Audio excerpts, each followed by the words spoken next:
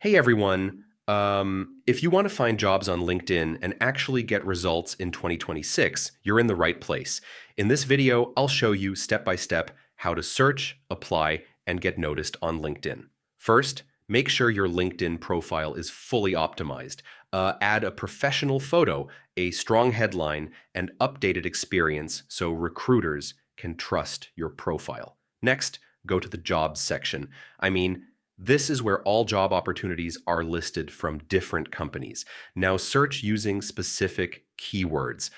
Instead of general terms, use detailed job titles like digital marketing specialist or junior web developer. Use filters like location, experience level, and job type. I mean, this helps you find the most relevant jobs faster. Turn on job alerts. LinkedIn will notify you whenever new jobs matching your search are posted.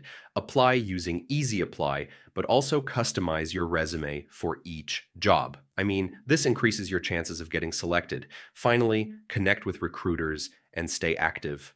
Post content, comment, and engage regularly to improve your visibility. So, yeah, that's how you find jobs on LinkedIn in 2026. Follow each step carefully, and you'll increase your chances of getting hired. And if this helped, don't forget to check out more career tutorials for fast and easy guides.